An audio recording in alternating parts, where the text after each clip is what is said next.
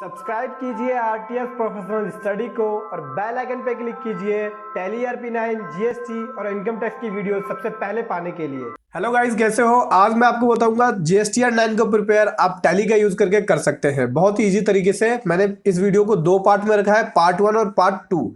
Part 1 का जो link है इस वीडियो के आई बटन पे मिल जाएगा। मैंने स्टेप बाय स्टेप बताया है किस तरीके से आप जीएसटीआर 9 को प्रिपेयर करेंगे। 1 से लेकर 6 स्टेप तक पार्ट फर्स्ट में मिलेगा, बाकी का स्टेप पार्ट सेकंड में मिल जाएगा। तो वीडियो के आई बटन पे पार्ट सेकंड को जाके देख सकते हैं। मैंने जीएसटीआर 9 के अंदर सारी सप्लाई को रखी, जैसे export supply, SEZ supply, with payment और without payment, import of goods, deemed export supply, ताकि आपसे कुछ भी छूटे नहीं। तो आप टैली का यूज करके जीएसटीआर 9 को प्रिपेयर कर सकते हैं। तो आप वीडियो को पूरा देखिए, दोनों पार्ट को। तो मेरा नाम है सूरज राजपूत, आप देख रहे हैं आरटीएस प्रोफेशनल स्टडी। तो चलिए शुरू करते हैं। और दोस्तों बताना चाहूंगा एडवांस अकाउंटिंग इन टैली आरपी9 वीडियो क्लासेस शुरू हो चुकी है। पेन ड्राइव कोर्स और गूगल ड्राइव कोर्स लॉन्च हो चुका है, जिसके अंदर लगभग 27 चैप्टर और 27 लेसन को कवर किया गया है। जो मैंने इसके अंदर कवर किया है, अगर आप गूगल ड्राइव कोर्स को लेते हैं तो इसमें 50% ऑफ हो जाएगा, जो भी प्राइस होगा। एक कोर्स और है GST and statutory in Tally आरपी9। किस तरह से आप अपने टैक्सेशन को टैली के अंदर मेंटेन करेंगे, मैनेज करेंगे, रिटर्न किस तरह से तैयार कर सकते हैं, टैक्सेशन किस तरह से आप मैनेज कर सकते हैं। पेन ड्राइव कोर्स और गूगल ड्राइव कोर्स लॉन्च हो चुका है, तो वो भी आप ज्वाइन कर सकते हैं। इसके अंदर 21 चैप्टर और लेसन्स कवर होगा। अगर गूगल ड्राइव कोर्स लेते हैं तो उसमें 50% ऑफ मिल जाएगा, जो भी प्राइस होगा इसका। और प्राइस जानने के लिए आप मेरी वेबसाइट पर जाइए www.rtsprofessionalstudy.com पे, या फिर आप कॉल कर सकते हैं 7530813450 पे। तो पहला स्टेप है, आप अपनी सभी रिटर्नों को चेक करेंगे और उसमें ये देखेंगे कि कोई मिस्टेक तो नहीं है, कोई मिसमैच तो नहीं है। जैसे मैं R1 लेता हूँ और यहाँ से पीरियड डाल लेते हैं 1 जुलाई 2017 से 31/3/2018। और एक चीज़ और बताना चाहूँगा, आपको इस स्टेप को फॉलो करने से पहले आपकी जीएसटीआर 1 अगर आप टैली से फाइल करते हैं तो आपको पोर्टल से एक एक करके मंथली मैच करना होगा। पहले आप मंथली मैच कर लें जीएसटीआर 1 को, फिर उसके बाद इस स्टेप को फॉलो करें। अब जैसे कि देख सकते हैं यहाँ पे इनकम्प्लीट मिसमैच नहीं है। एक्सेशन कोड में अगर मिसमैच होता तो यहाँ शो कर जाता, और यहाँ पे इस वाली लाइन के अंदर भी कोई भी मिसमैच नहीं है। देख सकते हैं जहाँ पे मैंने माउस रख रखा है, तो यहाँ पे रिटर्न के अंदर कोई प्रॉब्लम नहीं है। अगर मिसमैच होता तो यहाँ शो कर जाता। यहाँ से हमें रिटर्न को एक्सपोर्ट करना है एक्सेल शीट के अंदर। कंट्रोल ही करेंगे, एक्सेल शेफर शीट ले लिया, और यहाँ से आपको लोकेशन देनी होगी जहाँ आप इसको सेव करना है। लोकेशन दे दिया, एंटर करके सेव करूँगा। तो ये मेरी जीएसटीआर 1 जो है वो एक्सपोर्ट हो चुकी है कंप्लीटली, सारी डिटेल आ गई। ठीक, उसके बाद क्या करेंगे, जीएसटीआर 2 पे चलेंगे। यहाँ भी बिल्कुल सेम पीरियड डाल लेंगे, 1 जुलाई 2017 से लेके 31/3/2018। ठीक, और जीएसटीआर 2 को भी आपको रिकनसाइल करना होगा। जीएसटीआर 2 की भी जो रिटर्न है आपकी, सब आपको चेक करना होगा जीएसटीआर 2A से। वहाँ से आप मैच कर सकते हैं। अगर आपको नहीं पता कि किस तरह से जीएसटीआर 2 को रिकनसाइल करना है, तो वीडियो के आई बटन पे मैंने उस वीडियो का लिंक डाल दिया है, जिसके अंदर मैंने ये बताया है किस तरीके से आप इजीली मिनटों में जीएसटीआर 2 को रिकनसाइल कर सकते हैं टैली का यूज़ करके, बहुत कम से कम टाइम में। तो वहाँ से पहले जाके आप रिकनसाइल कीजिए, उसके बाद इस स्टेप को फॉलो करना आप। तो यहाँ से देख सकते हैं आप, कोई भी मिसमैच नहीं है। देखिए मेरा यहाँ पे अगर कोई मिसमैच होता तो यहाँ शो कर जाता, और उसके बाद ये देख सकते हैं यहाँ पे भी कोई मिसमैच नहीं है। ठीक, इस मिसमैच को चेक करने के बाद अब जीएसटीआर 3B पे चलेंगे। ठीक, ये जीएसटीआर 3B पे आ गया मैं, और यहाँ से डेट डाल लूँगा 1 जुलाई 2017 से लेके 31/3/2018। ये डेट डाल लिया 1 जुलाई से 31/3/2018। और आपको जीएसटीआर 3B को भी जीएसटी पोर्टल से जाके आपको मैच करना होगा। जो आपने रिटर्न फाइल करी है उसके अंदर कोई प्रॉब्लम तो नहीं है, कोई मिसमैच तो नहीं है। अगर कुछ प्रॉब्लम है तो आपको उसको ठीक करना होगा, उसकी एडजस्टमेंट करनी होगी। ठीक, उसके बाद ये स्टेप को आपको फॉलो करना है। देख सकते हैं यहाँ पे कोई भी मिसमैच नहीं है। अगर मिसमैच होता तो यहाँ शो कर जाता। एक एंट्री ऐसी है जो डायरेक्ट मैपिंग नहीं है इसके अंदर। जैसे देख सकते हैं रिवर्स चार्जेस वाला है ये, तो इसका रिवर्स चार्जेस वाली एंट्री को यही शो करता है ये। ठीक है, टेबल के अंदर है, रिटर्न के अंदर है, लेकिन डायरेक्ट मैपिंग नहीं होती इनके अंदर। तो ये देख सकते हैं, ये तो आ गई हमारी जीएसटीआर 3B। अब हमको जीएसटीआर 3B को समरी वाले व्यू में देखना है, तो ऑल्ट V करेंगे। ऑल्ट V करके समरी वाला व्यू आ जाएगा, फिर F12 करके इसको देख लेंगे इस तरीके से। ठीक, अब यहाँ से डिटेल में ले लेंगे इसको। डिटेल में लेने के लिए Alt F1 करेंगे, ये डिटेल में आ गई। ठीक, अब हम इस रिटर्न को एक्सपोर्ट कर लेंगे एक्सेल शीट के अंदर। ध्यान रखना, आपको एक्सपोर्ट करने के लिए Alt E का यूज़ करना है। Alt E का यूज़ करके यहाँ से आपको ये एक्सपोर्ट करना है। ठीक, एक्सेल सेपरेट शीट ये वाला लेना है। दो है यहाँ पे, देखो देखो यहाँ पे दो चीज़ें हैं, एक्सेल GSTR3 सेपरेट शीट और एक्सेल शीट। तो आपको ये वाला लेना है excel separate sheet. Excel separate sheet लिया, अब यहाँ से लोकेशन दे देंगे जहाँ आपको इसको एक्सपोर्ट करना है। तो मैं इस लोकेशन को पेस्ट कर देता हूँ, यहाँ से एंटर करके इसका नाम ले लेते हैं हम GSTR3B। GSTR3B लिख लेते हैं यहाँ, ताकि हमें आइडेंटिफाई करने में प्रॉब्लम ना हो। उसके बाद एंटर करेंगे और ये शीट आपकी एक्सपोर्ट हो जाएगी। ये आपकी शीट एक्सपोर्ट हो गई, देख सकते हैं इस पर सारी डिटेल आ गई जो आपने यहाँ से फिल किया था। तो सेंटर में रख लेते हैं। अब इसको क्लोज करेंगे, सेव करेंगे। अब हमें GSTR9 पे आना है। ठीक, GSTR9 की ये रही एक्सेल शीट। अगर आपके पास GSTR9 की एक्सेल शीट नहीं है तो इस वीडियो के डिस्क्रिप्शन में उसका लिंक है, वहाँ से आप जाकर डाउनलोड कर सकते हैं GSTR9 की एक्सेल शीट को। ठीक, तो जैसा कि आप जान सकते हैं ये अलग अलग पार्ट में डिवाइड है। पार्ट फर्स्ट में बेसिक डिटेल है, तो आपको ये बेसिक डिटेल भरनी होगी, जैसे ये मैंने भर रखा है। तो आपका पहला स्टेप खत्म, अब आपका दूसरा स्टेप शुरू होता है। पहले स्टेप में रिटर्न को चेक करना है, वेरीफाई करना है, रिकनसाइल करना है और उसके बाद उसको एक्सेल शीट में एक्सपोर्ट करना है, R1 को और 3B को। GSTR2 को बाद में बताऊंगा एक्सपोर्ट करने के लिए, उसका यूज़ हम बाद में करेंगे। अभी फिलहाल आपको एक्सेल के अंदर GSTR1 और GSTR3B को एक्सपोर्ट करना है। इसको और ईजी करने के लिए बताता हूँ कैसे करना है आपको। पहले इस एक्सेल शीट को क्लोज कर लेते हैं। यहाँ से जो मैंने GSTR1 को एक्सपोर्ट किया है, ये देख सकते हैं, ये GSTR1 ये रहा। अब इसको सेव एज ए करते हैं। फाइल को सेव करना पड़ेगा क्योंकि इसके अंदर अगर आप कोई भी डिटेल एडिट करेंगे तो वो जल्दी सेव नहीं करेगा। तो मैं यहाँ से इसको ले लेता हूँ GSTR1 के नाम से, एनुअल रिटर्न के नाम से ले लेता हूँ मैं इसको, एनुअल रिटर्न GSTR9। ठीक, इस नाम से ले लेंगे और यहाँ से लेंगे एक्सेल वर्कबुक। एक्सेल वर्कबुक लेके इसे सेव कर लेंगे। अब यहाँ पे एक शीट इंसर्ट करेंगे। ठीक है, इस शीट का नाम लिख लेते हैं हम GSTR9।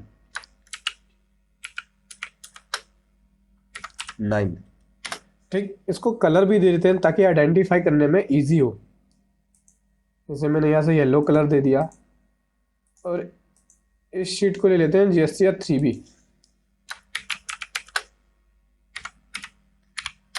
और यहाँ से मैं इसको भी कलर दे देता हूँ। इसको मैं कलर दे देता हूँ रेड। ठीक, अभी आपके पास 3B और 9 आ चुकी है। अब यहाँ पे जो 9 वाली एक्सेल शीट थी वो आपको यहाँ पेस्ट करना होगा। ठीक है, तो मैं 9 वाली शीट खोल लेता हूँ। ये रही मेरी 9 की शीट। मैं इसको सेलेक्ट करके इसे कॉपी करूँगा। Ctrl+C कर लिया और कॉपी करके जो हमने ये शीट बनाई थी जहाँ पे मैंने GSTR9 लिखा था वहाँ इसे पेस्ट कर दूँगा। उसके बाद इस शीट को बंद कर लेते हैं। अब देख सकते हैं जैसे कि यहाँ पे अब आ गया है, ये सब कुछ काफ़ी बड़ा बड़ा भी आ रहा है। तो हम इसको, इसके बीच की जो गैपिंग है वो थोड़ी कम कर लेते हैं। ऐसे मैं गैपिंग जो है यहाँ से कम कर लेता हूँ। टेक्सुअल वैल्यू जो है वो, अभी आपकी GSTR9 ये वाली एक्सेल शीट हो गई। अब यहाँ पे आपको GSTR3B पेस्ट करना है जो हमने एक्सपोर्ट किया था।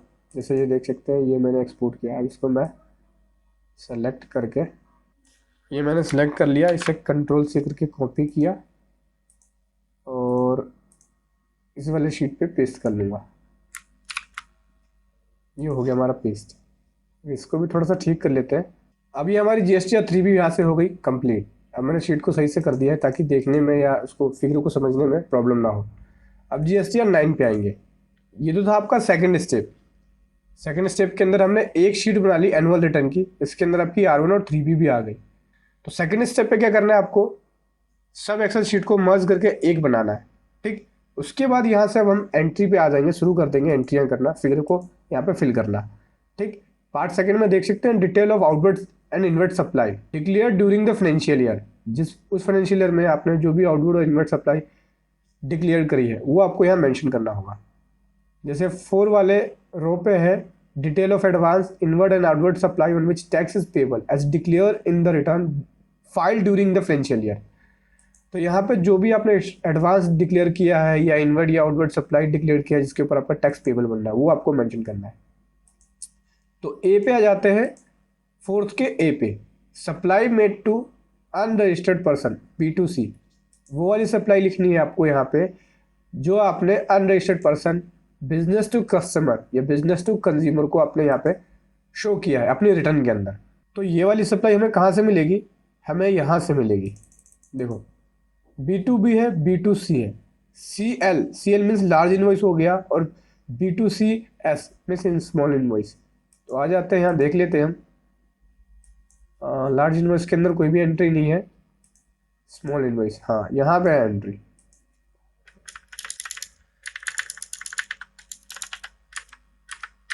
तो यहाँ पे मैंने ये मेंशन किया है अनरजिस्टर्ड पर्सन को। ठीक, दो सप्लाई है, अलग अलग सप्लाई है, एक दिल्ली के अंदर है और एक यूपी के अंदर है।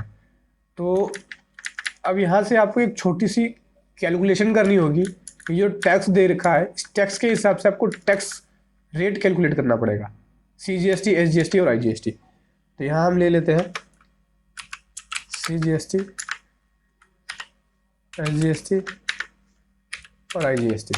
देखो यहाँ तो मेरे पास एंट्री 2 है तो मैं तो इजीली कर लूँगा, लेकिन आपके पास अगर यहाँ पे 100 एंट्री है या 1000 एंट्री है तो उसका शॉर्टकट तरीका किस तरीके से बताता हूँ आपको। यहाँ पे आपको फिल्टर लगाना है, डाटा पे गए, फिल्टर लगा दिया। ठीक, अब यहाँ से प्लेस ऑफ सप्लाई ले लेंगे। जैसे सपोज दैट मैं दिल्ली में रजिस्टर्ड हूँ तो मैंने केवल दिल्ली ले लिया, तो यहाँ पे जितनी भी लोकल सप्लाई है सारी आ जाएगी, चाहे 100 हो, चाहे 1000 हो, चाहे 2000 हो। उससे आप इजीली कैलकुलेट कर सकते हैं और यहाँ पे आपको टैक्स रेट मिल जाएगा। तो सिर्फ आपको फॉर्मूला लगाना है। मैं यहाँ से लगा देता हूँ, ये टैक्सेबल वैल्यू मिल गई, इसके ऊपर 2.5% हो जाएगा और ऐसे ही ये टैक्सेबल वैल्यू मिल गई मुझे, इसके ऊपर 2.5% हो जाएगा। तो ये दोनों फिगरें आ गई। अब क्या करना है, ये तो लोकल की हो गई। अब क्या करना है, अब आपको लेना है यहाँ से दूसरे स्टेट। ये तो लोकल को हो गया, अब IGST वाली ले लूँगा जो मेरी जिस स्टेट में मैं रजिस्टर्ड नहीं हूँ उन सभी स्टेटों को ले लेंगे। अगर आपके पास 2000 एंट्री है, 5000 एंट्री है, 100 एंट्री है तो बस आपको क्लिक करके स्टेट सिलेक्ट करना होगा। तो यहाँ से मैंने स्टेट को सिलेक्ट कर लिया। अब IGST पे आ जाऊँगा, टैक्सेबल वैल्यू पे जाने के बाद यहाँ फॉर्मूला लगा दूंगा 5%। ठीक, अब यहाँ से फिल्टर को हम हटा लेंगे, फिल्टर को हटा लिया। यहाँ से मेरे को टैक्स की वैल्यू पता लग गई और यहाँ से टैक्स की वैल्यू हम पिक कर लेंगे। तो हम 9 पे आ जाते हैं। सबसे पहले इसने टैक्सेबल वैल्यू पूछी है, प्लस करना है और उस सेल का, उस शीट का रिफ्रेश देना है जहाँ पे टैक्सेबल वैल्यू शो कर रही है। तो मैं B2CS के अंदर आ गया। ठीक, यहाँ से दे देता हूँ मैं ये वाला रेफरेंस। हालांकि यहाँ पे वैल्यू नहीं है, मेरे को सम का फॉर्मूला लगाना पड़ेगा पहले। तो वो वैल्यू आई नहीं क्योंकि यहाँ पे सम हो नहीं रहा है, तो यहाँ मैं सम का फॉर्मूला लगा देता हूँ इस प्रकार से। ये हो गया और इसी प्रकार से इनके ऊपर भी आपको सम का फॉर्मूला लगाना पड़ेगा। ठीक, ये हो गया टोटल। तो यहाँ से जब GST 9 पे जाएंगे तो ये वैल्यू आ गई आपकी B2C वाली। अब हमको यहाँ पे CGST मेंशन करना है, तो B2CS पे आएंगे तो यहाँ से CGST आ गया। ऐसे ही SGST मेंशन करना है तो यहाँ पे आएंगे और यहाँ से SGST ले लिया। ऐसे ही IGST मेंशन करना है तो यहाँ पे आएंगे और यहाँ से हमने IGST ले लिया। ठीक, ये आपकी A वाला जो पार्ट है वो तैयार हो गया। अब B वाले में आता है supply made to registered person, B2B। अब वो वाली सप्लाई लिखनी होगी आपको जो आपने रजिस्टर्ड पर्सन को मेंशन किया है। तो B2B देख सकते हैं यहाँ पे है, यहाँ पे भी थोड़ी सी आपको कैलकुलेशन करनी होगी। लोकल वाली सप्लाई है उसके ऊपर क्योंकि CGST, SGST और IGST को अलग अलग करना होगा, क्योंकि जब हम रिटर्न को एक्सपोर्ट करते हैं तो वो अलग अलग दिखाता नहीं है। तो यहाँ पे जैसे आपने B2C के अंदर किया यहीं पे आपको B2B में भी करना पड़ेगा। तो CGST ले लेता हूँ, SGST ले लेता हूँ और IGST ले लेता हूँ। बड़ा इजी है, बहुत ही कम टाइम में आप कर सकते हैं, इसके अंदर प्रॉब्लम नहीं होगी। बस शीट पे जाइए और यहाँ से केवल आपको फिल्टर लगाना है। फिल्टर लगा के प्लेस ऑफ सप्लाई लेना है। दिल्ली में रजिस्टर्ड हूँ मैं तो सबसे पहले मैं दिल्ली वाला ले लूँगा ताकि मैं CGST और SGST को कैलकुलेट कर सकूँ। ठीक, अब यहाँ से देख सकते हैं कि 5% की सारी सप्लाई है, तो यहाँ से टैक्सेबल वैल्यू मिल जाएगी। इसके ऊपर 2.5% लगा लिया मैंने, 5% है तो हाफ हो जाएगा। तो 2.5% लगा के ये आ गया आपका CGST। इसको कॉपी करना है और नीचे तक इसको पेस्ट कर देना है। ठीक, ये पूरा कैलकुलेट हो गया। ऐसे ही SGST के अंदर करना है। इसके ऊपर 2.5% लगा लिया मैंने। अलग अलग आइटम का रेट है आपका, अलग अलग आइटम बेच रहे हैं तो आपको अलग अलग कैलकुलेट करना पड़ेगा। बस थोड़ी सी यहाँ कैलकुलेशन करनी होगी, फिर उसके बाद काम आपका ईजी हो जाएगा। ठीक, ये तो होगी आपकी लोकल वाली। IGST वाली ले लूँगा, तो IGST में केवल यूपी में ही सेल है, तो यहाँ से यूपी ले लिया मैंने। और IGST वाली ब्रैकेट में आके, कॉलम में आके, यहाँ से इसके ऊपर 5% लगा देंगे और ये कर लेंगे नीचे तक जाके सेव। ठीक, अब यहाँ से फिल्टर को रिमूव करेंगे और फिल्टर को रिमूव करने के बाद इसकी टोटल कर लेंगे, इसका सब टोटल कर लेंगे, टैक्सेबल वैल्यू का और टैक्स का भी। तो यहाँ से मैं टैक्स का टोटल कर लेता हूँ, ये सबका टोटल हो गया। ठीक, अब सेल पे जाना है, GSTR 9 पे जाना है। यहाँ पे आपको B2B वाली मेंशन करनी है, तो प्लस करेंगे, प्लस का निशान प्रेस करेंगे और B2B पे आ जाएंगे। यहाँ से ले लेंगे टैक्सेबल वैल्यू, ऐसी CGST ले लेंगे, ऐसे ही SGST ले लेंगे। अब यहाँ से IGST ले लेंगे।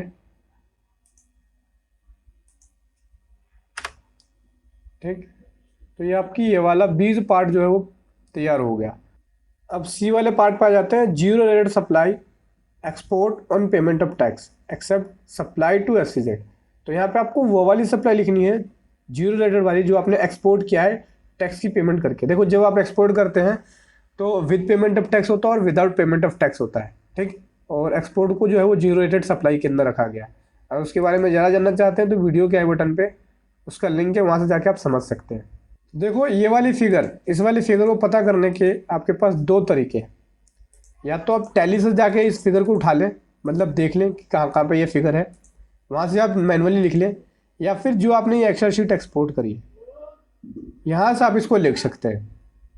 ये एक्सपोर्ट वाली उसमें चलेंगे और यहाँ देख सकते हैं summary of export, summary of export.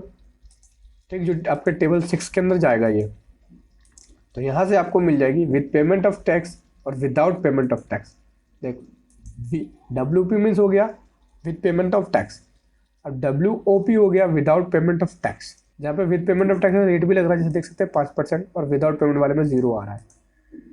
तो विद पेमेंट ऑफ टैक्स वाली वैल्यू आपकी ये आ गई। ठीक, और इसके ऊपर जो रेट है, ध्यान रखना, जीरो रेटेड सप्लाई के अंदर IGST हमेशा लगता है।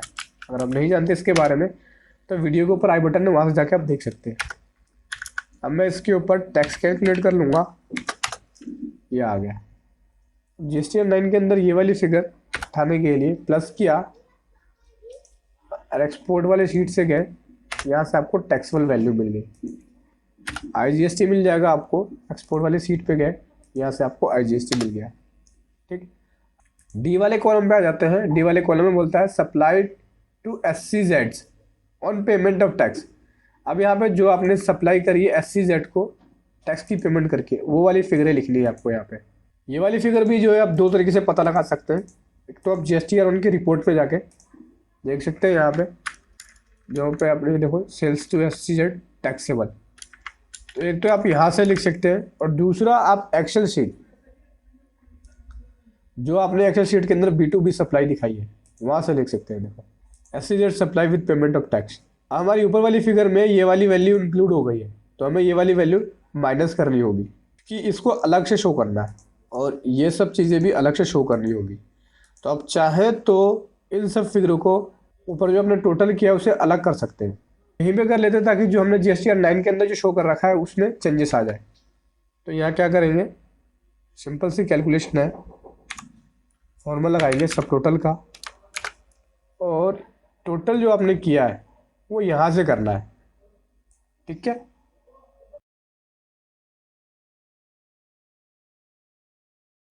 ताकि मैं जो ये वाली सप्लाई है, इन सभी सप्लाईयों को अलग अलग हेड के अंदर मेंशन करना होगा, ये वाली सप्लाई अलग कर सकूं, आइडेंटिफाई कर सकूं।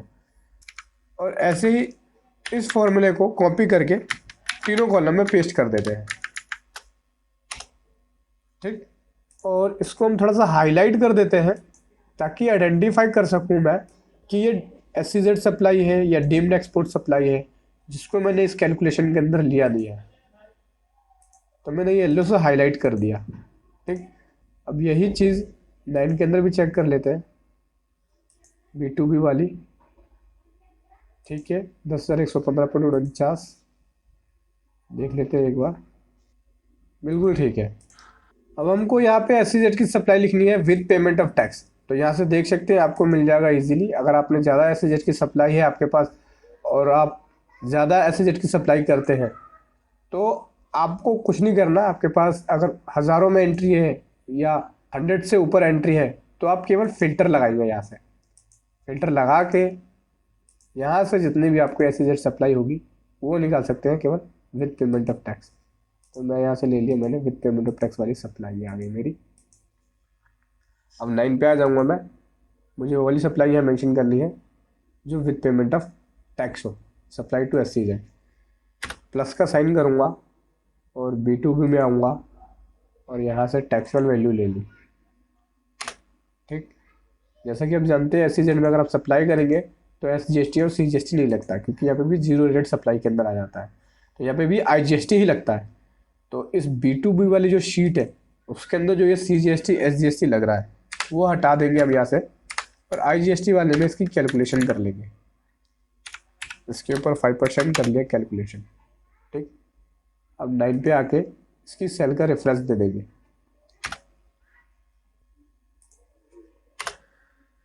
ठीक। आपका ये डी तैयार हो गया। अब ई वाले में आते हैं, डीम्ड एक्सपोर्ट। डीम्ड एक्सपोर्ट वाली आपको सप्लाई यहाँ मेंशन करनी होगी। इसमें भी दो तरीका है, या तो आप GST 1 की समरी में जाके यहाँ से डीम्ड एक्सपोर्ट टैक्सेबल देख के लिख सकते हैं। ठीक। या फिर आपने जो एक्सेल शीट एक्सपोर्ट करी है वहाँ से आप दे सकते हैं। ये B2B में ही मिल जाएगा आपको, यहाँ केवल आपको चेंज करना है। मैं डीम्ड एक्सपोर्ट ले लेता हूँ यहाँ से। डीम्ड एक्सपोर्ट ले लिया, ओके कर दिया। अब यहाँ पे 2 है डीम्ड एक्सपोर्ट। डीम्ड एक्सपोर्ट की सप्लाई यहाँ देख सकते हैं 2 है। तो डीम्ड एक्सपोर्ट की सप्लाई ले लेते हैं, इसका टोटल कर लेंगे। यहाँ लिख लेते हैं डीम्ड एक्सपोर्ट। ठीक है, तो डीम्ड एक्सपोर्ट का टोटल आ जाएगा। अब आपको यहाँ से सेल का रेफरेंस देना है। 9 पे आ गए, प्लस करेंगे और B2B पे आएंगे। डीम्ड एक्सपोर्ट वाली सप्लाई आ गई।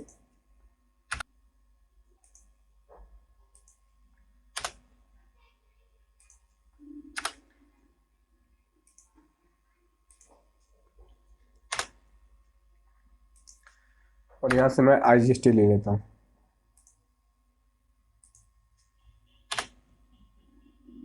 अब आपको यहाँ पे लिखनी है फिगर F वाली में, advance on which tax has been paid but invoice has been not issue, not cover under A to E above. कुल मिला के एडवांस के ऊपर जो आपने टैक्स पे किया है वो वाली आपको सप्लाई यहाँ से लिखनी है। तो इसकी इंफॉर्मेशन आपको टैली के अंदर मिल जाएगी GSTR 1 में। देखो, यहाँ से आप जाएंगे रिटर्न मोड में।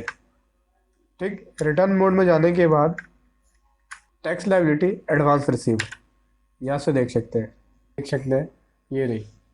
ठीक।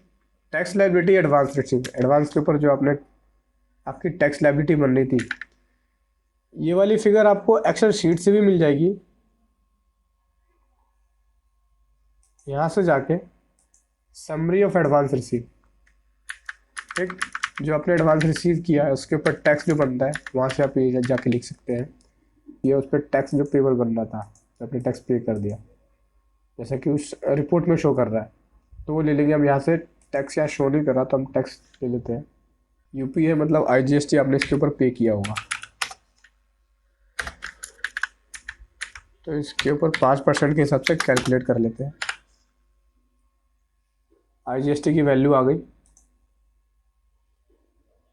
अब यहाँ से मैं इस सप्लाई को ले लेता हूँ 80, एडवांस आ गया, टैक्सुअल वैल्यू आ गई,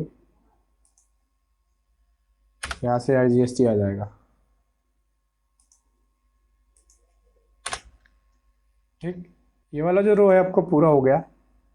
अब अगले पे आते हैं, जी पे, inward supply on which tax is to be paid on reverse charges basis. Inward supply लिखनी है इसके अंदर, जहाँ पे आपने टैक्स जो पे किया है वो रिवार्ड चार्जेस बेसिस के हिसाब से पे किया है।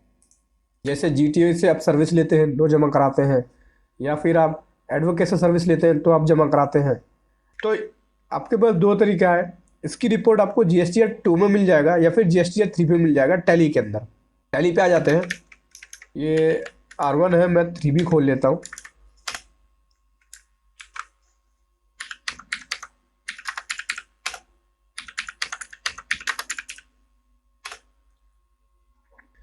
तो यहाँ से outward and inward supply liable to reverse charges देख सकते हैं।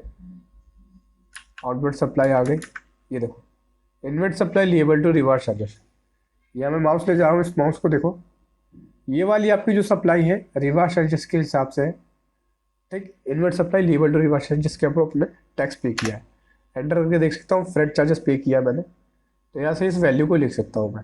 अगर आपके पास बहुत सारी एंट्री है, मतलब 100 ऑफ एंट्री है या 200 एंट्री है, तो आप इसको एक्सेल में एक्सपोर्ट कर सकते हैं। इस वाली रिपोर्ट को ऐसे करके यहाँ से ऑल्ट करके यहाँ से एक्सेल में एक्सपोर्ट करके और फिर एक्सेल शीट को फिल्टर करके वहाँ से आप फिगर को बना सकते हैं और उसी सेम एक्सेल शीट के अंदर आप पेस्ट कर सकते हैं। हालांकि मेरे पास यहाँ पे एक एंट्री है तो मैं फिगर को ऐसे ही लिख लेता हूँ। और यहाँ से CGST हो गया 37 रुपये 50 पैसे, SGST 37 रुपये 50 पैसे।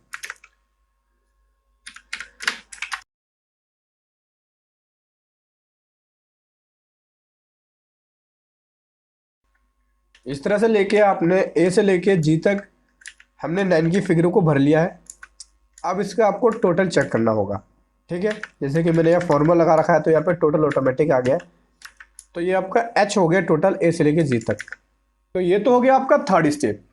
पहले स्टेप में आपने सभी रिटर्नों को चेक किया, कोई मिस्टेक तो नहीं है, रिकन्सिलेशन कर लिया। फिर उसके बाद दूसरे स्टेप में आपने एक शीट के अंदर मर्ज कर दिया सभी को, R1 3B और 9 को। थर्ड स्टेप के अंदर आपको ये टेबल 4 में A से लेके G तक सारी फिगरें भरनी होगी। ठीक, अब मेरा फोर्थ स्टेप शुरू होता है। अब I से लेके M तक L तक की फिगरों को हम कैलकुलेट करेंगे। अब यहाँ से क्रेडिट नोट लेना है आपको। Credit note issue in respect of transaction specify B to E, B से लेके E तक, B से लेके E तक, A वाले को नहीं, जो आपने B2C सेल किया है उसको नहीं, B से लेके E तक, ये वाला भी नहीं, एडवांस वाला भी नहीं, B से लेके E तक आपने जितनी भी सप्लाई मेंशन करी उसके अगेंस्ट पे आपने जो भी क्रेडिट नोट इशू किया वो आपको यहाँ मेंशन करना है।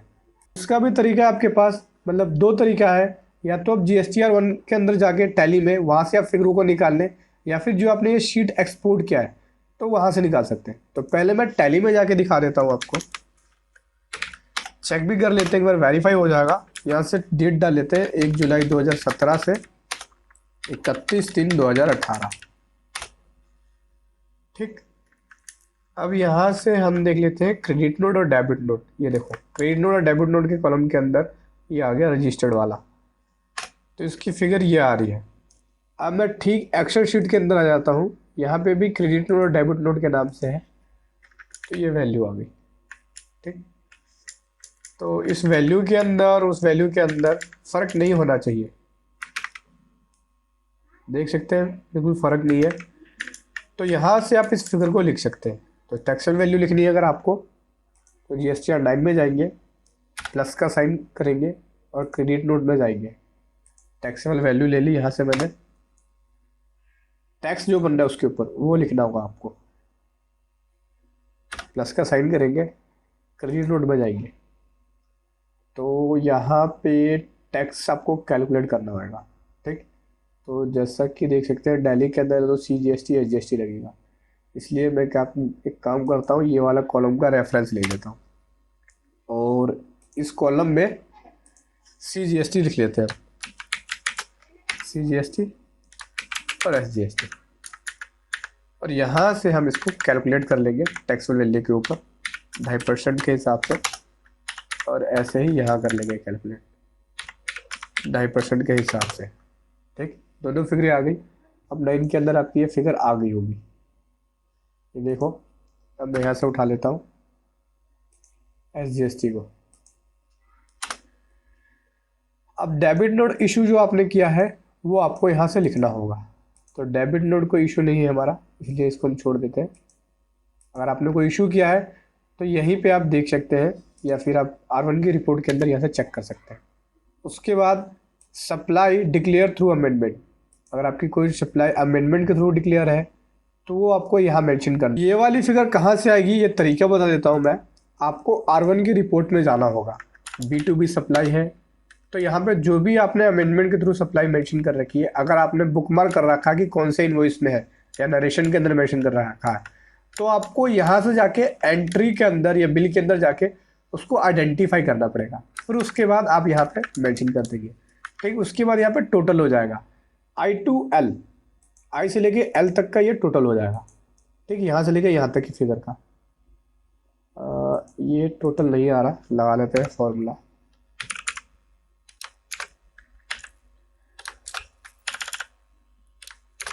ये हो गया टोटल, यहाँ पे 0 0 है।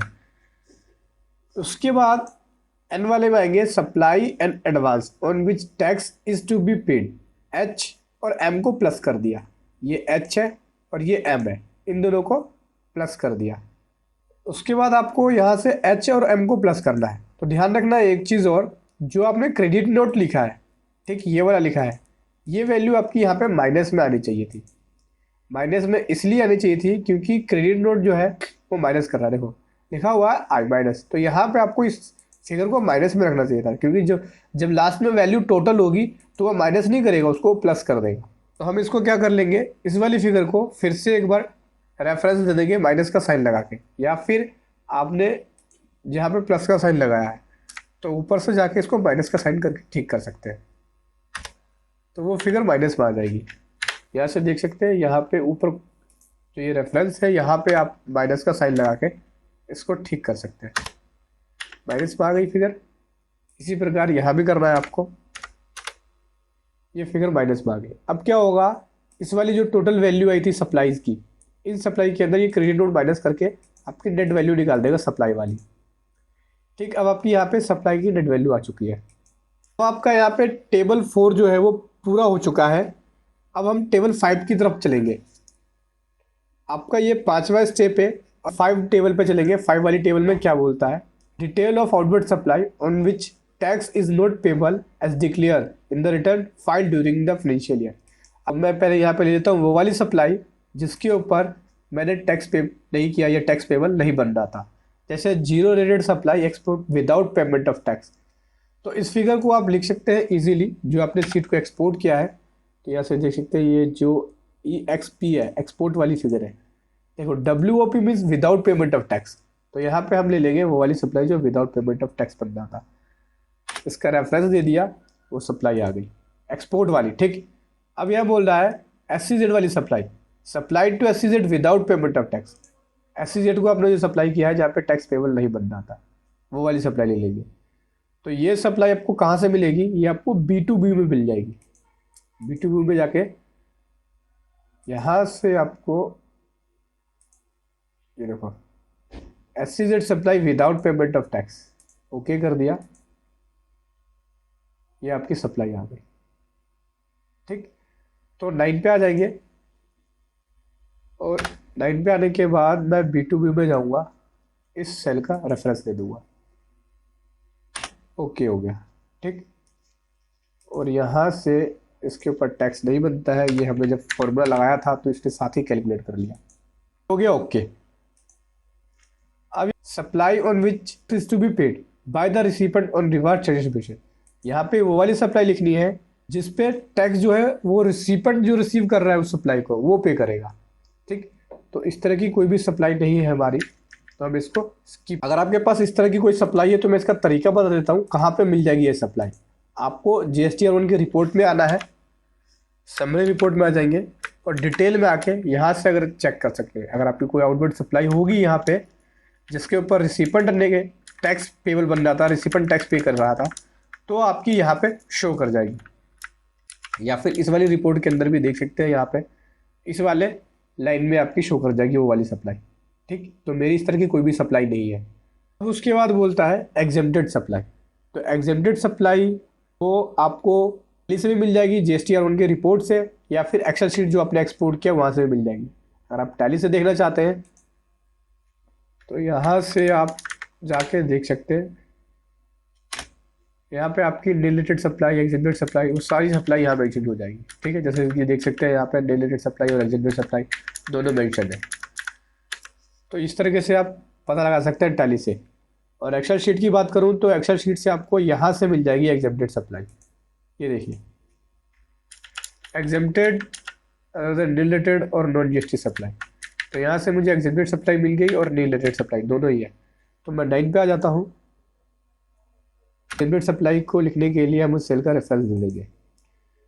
ये आ गई मेरी एग्जेम्प्टेड सप्लाई और डिलेटेड सप्लाई भी है इसी वाले शीट में। तो यहाँ से ये डिलेटेड सप्लाई आ गई। ठीक, नॉन जीएसटी सप्लाई नहीं है। अगर आपकी कोई नॉन जीएसटी सप्लाई है तो वो भी इसी हेड के अंदर आ जाएगी आपकी, यहाँ पे नॉन जीएसटी सप्लाई में। और टैली के अंदर इसी हेड में आ जाएगी, नॉन जीएसटी सप्लाई होगी तो यहाँ पे देखो।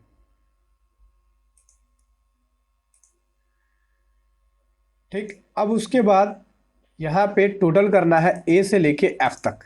टोटल हो चुका है, एक बार चेक कर लेते हैं हम। बिल्कुल सही है। अब हमारा छठा स्टेप शुरू होता है।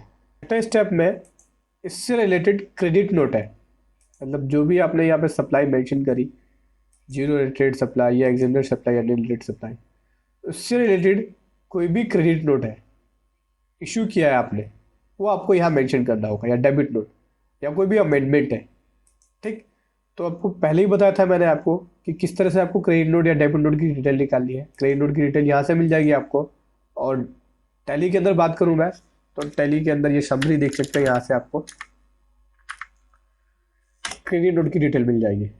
तो यहाँ से आप लिख सकते हैं मेरी यहाँ पे कोई भी ऐसी क्रेडिट नोट नहीं है जो इन सप्लाइयों के अगेंस्ट है, इसलिए मैं इसको देता हूँ और आगे चलते हैं। तो यहाँ पे आपकी वो वाली टर्नओवर आ गई जिसके ऊपर टैक्स पेबल नहीं बन रहा था। यहाँ पे टोटल टर्नओवर आ जाएगी। 4M को प्लस कर दिया इसने, 5M को प्लस कर दिया, माइनस कर दिया 4G को। तो मैं आपको दिखा देता हूँ एक बार। 4N बोले तो ये वाली सप्लाई। ठीक, क्रेडिट नोट माइनस करने के बाद इसके अंदर इसने क्या किया, 5M को प्लस कर दिया। M ये है टोटल सप्लाई आ गई क्रेडिट नोट लेस करने के बाद। और G को माइनस कर दिया। G कौन सी वाली है, G ये वाली है, invert supply level to reverse charges. तो जो रिवर्स चार्जेस से सप्लाई बन रही थी उसको माइनस करने के बाद यह वैल्यू आ गई, देख सकते हैं यहाँ पे। तो इस तरीके से इसने इस वैल्यू को कैलकुलेट कर लिया। सो देखा आपने, पार्ट फर्स्ट के अंदर मैंने बताया कि किस तरीके से आप 1 से लेकर 6 स्टेप तक जीएसटी ऑनलाइन को प्रिपेयर कर सकते हैं पॉइंट टू पॉइंट। अब आपको बाकी का जो स्टेप है पार्ट सेकंड के अंदर मिल जाएगा। पार्ट सेकंड की वीडियो इस वीडियो के आई बटन पे है, वहां से जाके आप देख के समझ सकते हैं। Thank you so much.